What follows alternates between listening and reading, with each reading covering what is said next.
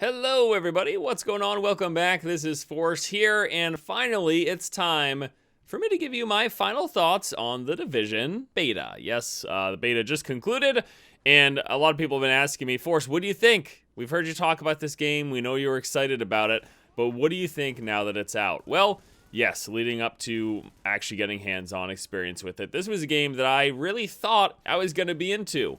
And in many ways I am, but there's also some things that have me greatly concerned. So before we get started, there's two things you should know about me. Number one is I really like third-person shooters. It's a genre that I've always enjoyed. I've got a soft spot for them, you could say. Number two is that progression systems tend to work on me. I don't know what psychologists would say that says about me as a person, but progression systems really tend to pull me in. I like improving my character, getting new gear, and seeing them get more powerful over time. I probably have some sort of complex. If you feel like YouTube analyzing me, go ahead and do so. I have an affinity for parts of this game. Now, I don't think this game is perfect. In fact, leading up to the beta, I talked about some potential concerns, and some of those concerns really did seem to come to fruition.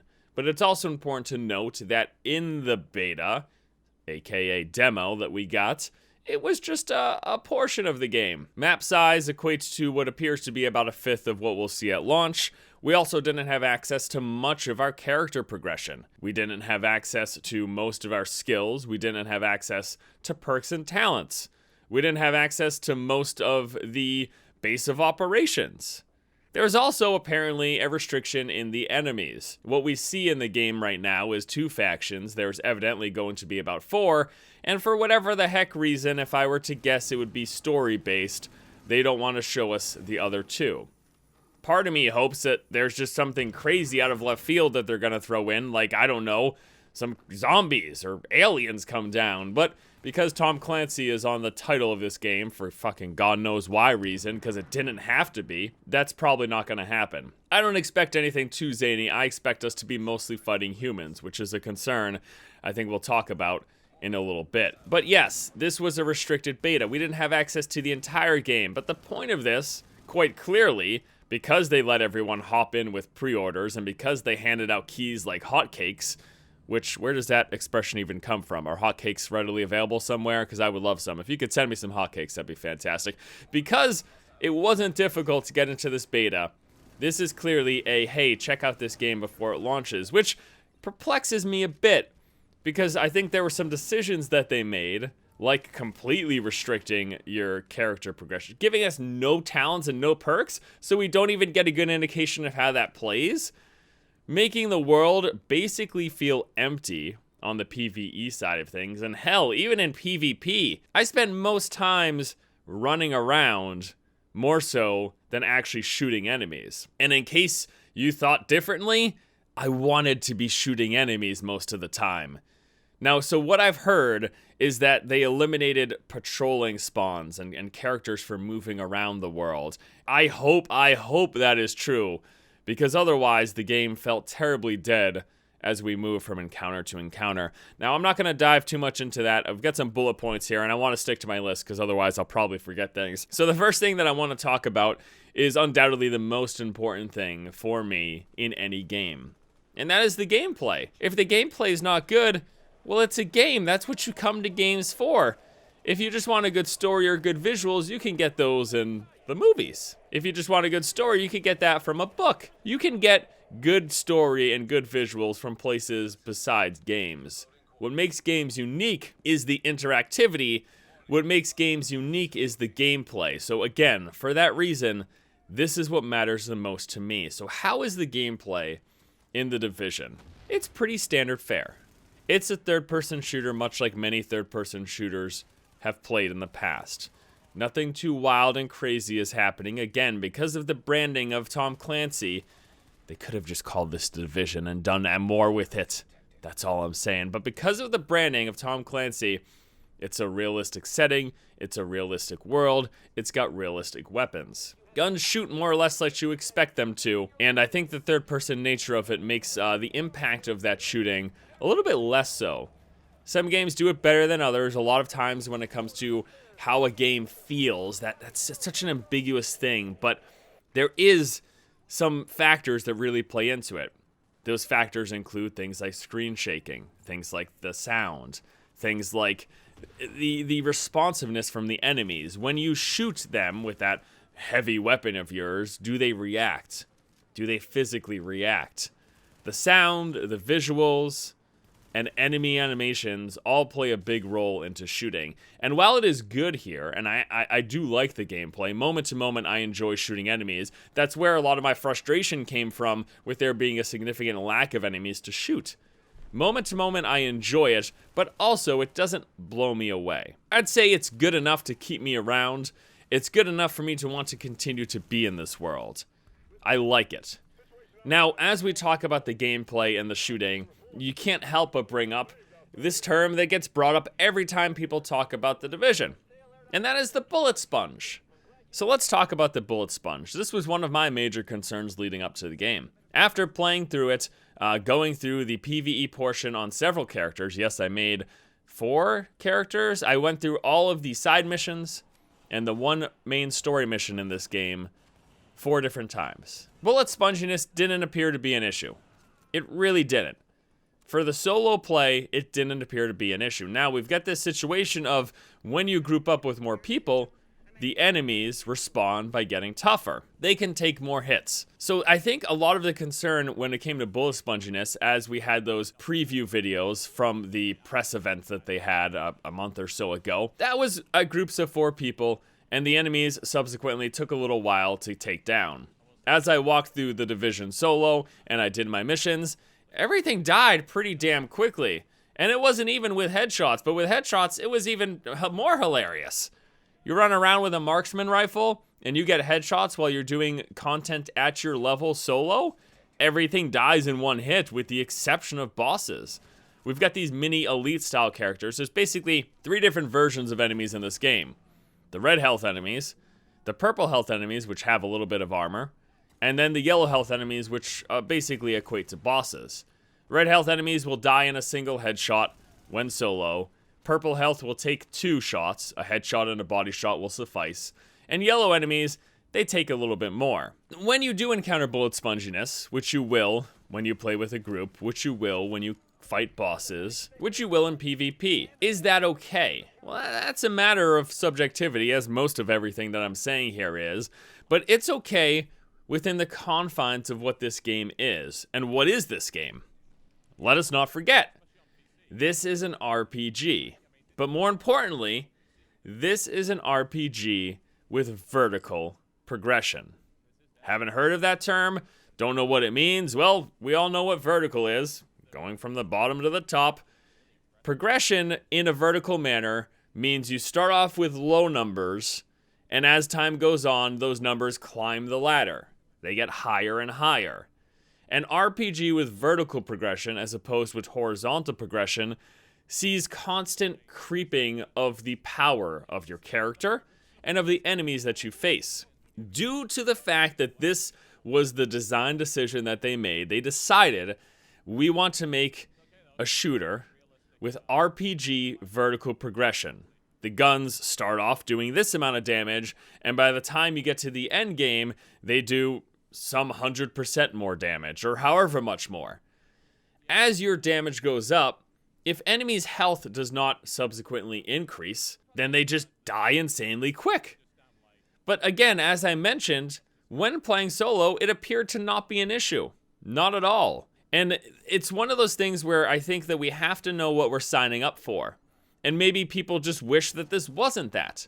That we didn't have guns that do more damage over time. That we didn't have stats that make our character do more damage, have more effective skills, and have more HP ourselves. If you were just hoping for a third-person shooter that has guns and basically all the AKs do the same damage, then this isn't probably going to be the game for you. Because this is a game where I can find an AK that's better than your AK. And if we shoot at each other with those AKs, my AK will win. That's just what this game is. And once more, knowing what you're signing up for is important. You could certainly hope that this wasn't the game. You could have wished that the developer made a different design decision, but this is the one that they made. Think Borderlands, think Destiny. When it comes to the gear systems, that is what you're looking at. the power scale goes up. Now, unfortunately for this game, unlike Borderlands and Destiny, they're going to have a harder time making interesting and unique guns, and we're going to be playing with more or less the same thing over time, just at more effective numbers. We're not going to have any crazy laser guns. We're not going to have any rocket launchers that shoot electricity. Things like that aren't going to occur. We're going to be dealing with the SCARs, the marksman rifles, the MP5s, the assault rifles, the pistols, and then we're going to have skills which appear to give us some more interesting things, but it's all rooted in reality. So it's an interesting mix. It's an interesting amalgamation. I'm not sure how it's going to work out in the long run. And that also comes into play when it comes to the enemy types. We talked about this a moment ago, but the enemy types. What types are there? Human. Anything else? Nope. Not as far as we can tell. And I'm not led to believe at all that when they introduce the two other factions that are supposedly hidden right now, that weren't in the beta, that they'll be anything other than humanoid. But guess what? I don't even care. People are tired of zombie games. I don't even care. This is the game about a virus in this world. If they just threw zombies in here and had us face off against absolutely huge monstrosities, I want them to come out of left field and surprise the hell out of everybody. That is what I want. Because I'm concerned that we're just fighting humanoids for the extent of this game. I'm concerned, but I expect it. But just imagine if for whatever reason, they've hid this in the marketing. They want this to be a surprise. They want to say, hey, guess what? You're going to be fighting zombie amalgamation, like humongous, like, oh, my head spins and reels of the possibilities. Zombies, aliens, whatever. I think all that stuff would be fantastic in a game like this, especially because it is a RPG with vertical loot progression and incremental character progression. But I don't expect it. So enemy variety is a grave concern. Over time, I think I'm just going to get tired of shooting humans in the head with this type of system. And that's the thing. I think that's the important distinction. There are plenty of third-person shooter games that are rooted in reality, but they're also not RPGs. So bullet sponginess from bosses and stuff isn't really as much of a thing that you have to worry about. It's more about, how do we defeat this helicopter, shoot out the gas tank, and stuff like that. And who knows, maybe there's room for that in the Division as well. Maybe some of these upcoming factions will have access to high-grade military materials, and will be shooting things other than humans the entire time. You should know what you're signing up for, and this is one of those games. Your gear will get better. That will allow you to more easily defeat enemies that you've seen before. You will come up against enemies that are harder, that take longer to kill, and as you get better gear, they will subsequently become easier to kill.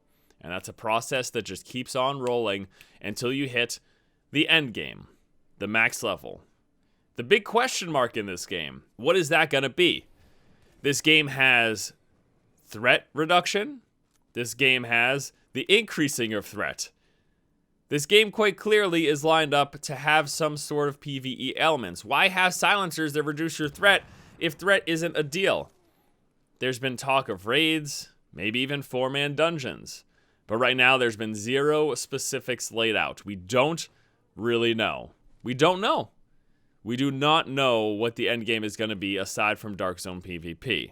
And we're going to get into Dark Zone in just a minute. So when it comes to the gameplay, once again, I want to say that I've enjoyed it. It's not mind-blowing. And while bullet sponginess hasn't been as much of a thing in the solo experience, it will still be present with the harder enemies, with the elites, and certainly with the PvP. Now I'd like to talk about the world. The world is an interesting thing because it's one thing that I think is absolutely amazing about this game. Number one, visually it is stunning. On the PC, set at ultra settings, the game is absolutely gorgeous. They do appear to have some optimization issues. I feel like most people I talked to had a problem running this game, where we don't have problems running other games. And even though this game is gorgeous, I've played better looking games on my PC, and I had to do some finagling to get this to work in a smooth manner that you're seeing run in the background. The game looks gorgeous. The detail level is through the roof. Everywhere you go, seeing debris scattered among the ground, trash bags piled up, cars just everywhere in the streets. But as we alluded to earlier, this world looks gorgeous, but it feels dead. And in a sort of post-apocalyptic scenario, that makes sense, but in a gameplay scenario, it's freaking boring. The beta was me running from encounter to encounter, with at most seeing gangs of 2 or 3 enemies scattered around a body. And I ran into more people who needed medkits than I ran into enemies. And we need to remember, this game being a third-person shooter, I want to shoot things. And having to spend 4 or 5 minutes running from side quest to side quest without seeing enemies, but again, maybe a group of 2 or 3 that die very quickly, it wasn't fun. The world is beautiful, but it needs to be more populated to be an interesting gameplay experience. If that's what they want. If they want to stick to, hey man, this is the apocalypse, lots of people are dead, so there's not much going on, sure. At that point, this game becomes a third-person shooter / running simulator. And I really hope that once the game launches, those rumors turn out to be true, and they just got rid of enemy patrols, and maybe those additional factions that have yet to be revealed will also be taking up space within this world. That's what I'm hoping. I've really got my fingers crossed, but I don't know. This game looks gorgeous. It's beautifully detailed. It's really stunning. It feels a little corridory at times, but there is verticality in some parts of the world. You can climb ladders, you can get onto some rooftops, and there is a subterranean portion of it, but I think people made a bigger deal out of it than what it actually is, because what was in the beta, there was like maybe 2 underground areas, and it was just basically a couple of pathways that you go down, you walk a couple of corners, and then you go up. It was pretty straightforward. It was pretty simple. So I'm a little bit worried, and especially as we talked about the map size earlier. The map size, we know what the final map size is going to be. Developers have confirmed it in interviews. Unless they were just lying through their teeth, then the map size that we see in the beta is what's going to be at launch. We just have that extra red line of the beta restrictions. But this section of Manhattan, with the exception of maybe a tutorial area that's possibly in Brooklyn, I'm assuming that's going to be insanely small. It looks like it might be a little tiny. It took less than 2 hours to explore all of the landmass, all of the side streets, go up any of the ladders, climb onto any of the roofs that were available, and that's within what we have, which is once more about 1/5 of what the total map will be. You extrapolate that out, what are we looking at, 10, 15 hours to see all of the landmass? Is that enough? Well, that's up to you to decide. And while I'm on this topic, let's just say that they fill up the streets with more enemies. The encounters aren't so few and far between. Something else I'd really be interested in seeing them sort of incorporate is the system that Destiny did of having these world encounters that periodically or randomly show up, having wandering boss groups, basically. I think something along those lines could add a lot of fun and enjoyment to exploring this world, because as beautiful as it looks, once again, it feels kind of dead. And I bored of it pretty quickly. Only a handful of side missions, encounters, and only a single story mission, which, let me say here, I heard there's about 10 of these story missions in the game once it launches. We had access to one of those in the beta. Maybe it's not surprising that they didn't show us more than one story mission, if there is indeed only 10 of them. Which, to be frank, the way it appears to be laid out, I wouldn't be too surprised. Having access to 1/5 of the total map size, and seeing that that one story mission was in a set specific location that you could repeat on harder difficulties, mind you. If there's only 10 of those, I'd actually be surprised, because if you pull this out, I'm only expecting maybe 5 or 6 story missions. It probably gets more intense in the later areas, though. I'm assuming that's how it works anyways. We're assuming that's how it works. So anyway, let's talk about the PvP. All of the PvP in the game is done in the central area of Manhattan known as the Dark Zone. It functions in many ways a lot like the other areas of Manhattan, except there aren't these side missions and encounters, But there are groups of AI enemies, and you defeat these enemies and boss camps, having the chance to loot a Dark Zone chest with a Dark Zone key that you've acquired through killing some of said enemies. All of this in the process of trying to get more loot, get Dark Zone currency to purchase loot from vendors, and while you're doing this, there are other players around you who at any point can turn around and demolish you. Tons of fun. And I enjoyed it both in the group setting and in the solo setting. In fact, I mostly played in the solo setting, and I found it to be surprisingly fun and effective. I would have thought initially that if you play this game solo, you're just going to get destroyed.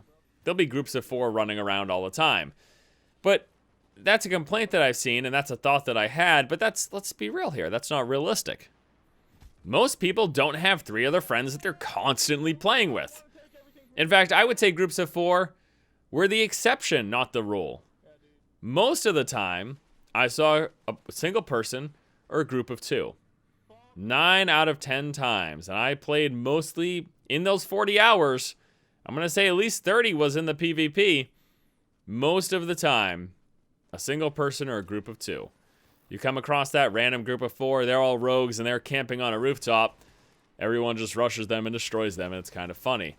The notion of a solo person is constantly going to get crushed by groups of 4, it was not accurate in actuality from my experience. It just wasn't the case. That's not what happened. I think people who play this game solo are going to be just fine in the PvP. I really don't think you have to worry that much. It doesn't appear to be the case. So go in, solo rogue if you want. After you go rogue, be prepared to run around a bunch because, well, people are going to chase you. The rogue system as it stands is an interesting one. You know, the person who shoots first isn't even the person who goes rogue first. I talked about this with my friends. Total Biscuit was complaining about this, and it's a fair complaint. The damage number that I heard is 20%. You have to deal 20% of a player's HP in order to go rogue. So if someone starts shooting you and you turn around and shoot them and damage them quicker, you will go rogue before them. And then you will have the red skull on your head, and you will have everyone chasing you around, even though you were in fact just defending yourself. I don't know exactly how they can fix this rogue system without making it so that accidental fire puts everyone into rogue. But you know what? I don't know, maybe that's okay. Maybe if you accidentally shoot someone, you should get put in a rogue. Maybe you should be more careful. I don't know that I'd be that upset if that was the case. Maybe as soon as you shoot someone, you instantly get put into rogue. But how's about something like this?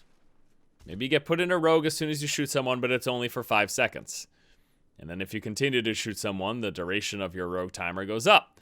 So if you accidentally shoot someone, you can say, oh, sorry, there's a chance they won't shoot you back. Or they will. I mean, if this was real life, if someone started shooting at me, I'm going to turn around and pop them in the head. This isn't real life, though. This is a video game, and we have to consider fun gameplay mechanics. I think that this would sort of fit with the theme of the PvP.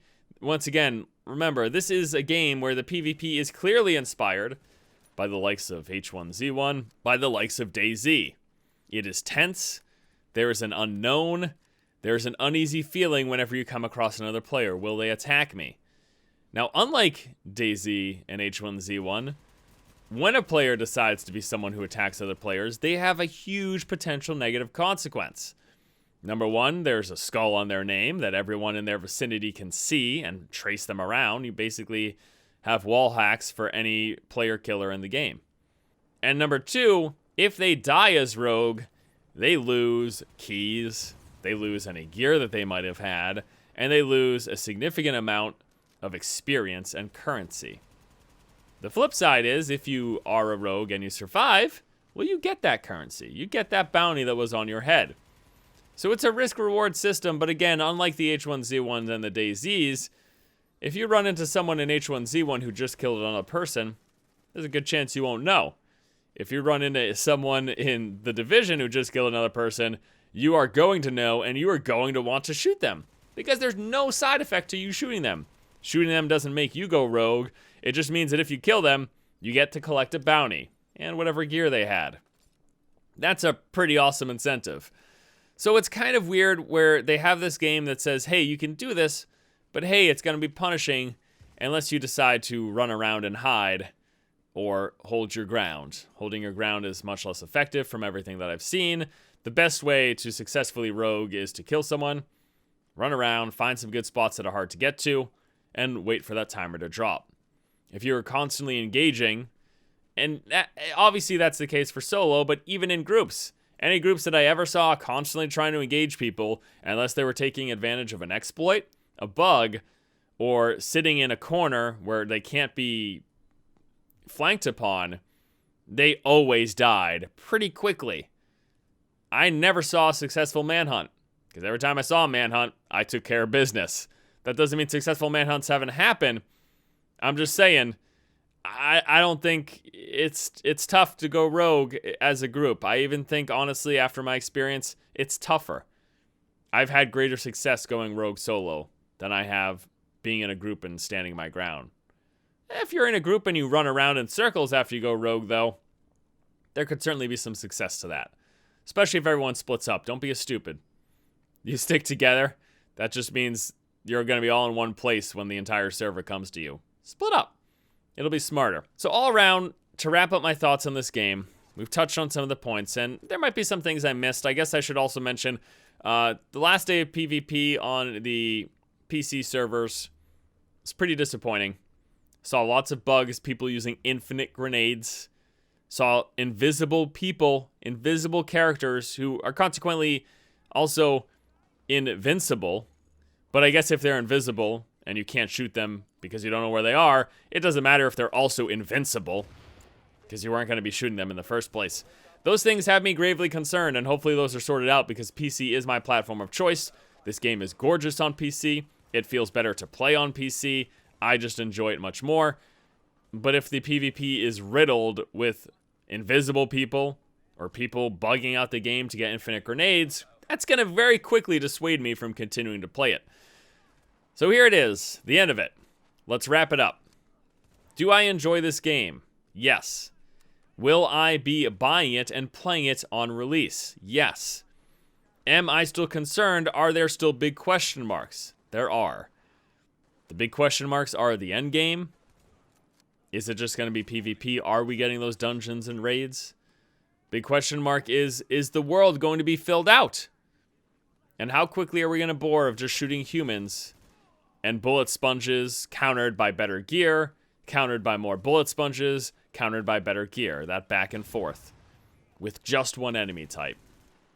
I don't know. And that doesn't mean I won't enjoy the game and I won't feel satisfied when I leave it. But that might mean that I don't stick around with it for as long as I could have if variety was present. So let's keep our fingers crossed that they have some big tricks up their sleeve and there will be lots of interesting variety and things keeping us around for a long, long time. Because as I said at the top of this video, I have the affinity for a third-person shooter with vertical loop progression. This is the kind of game that I want to love, and right now, I just kind of like it. Thank you guys so much for watching. Hopefully you enjoyed this. My final impressions on the Division beta.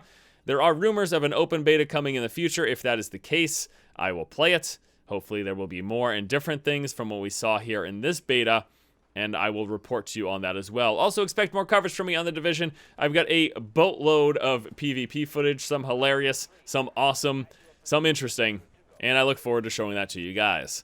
All right, that's going to do it for me here today. Thank you so much for watching, and until next time, I'll see you later. Area secured. Hostiles neutralized. We need to protect this block from these scavengers. We would do a good job out there.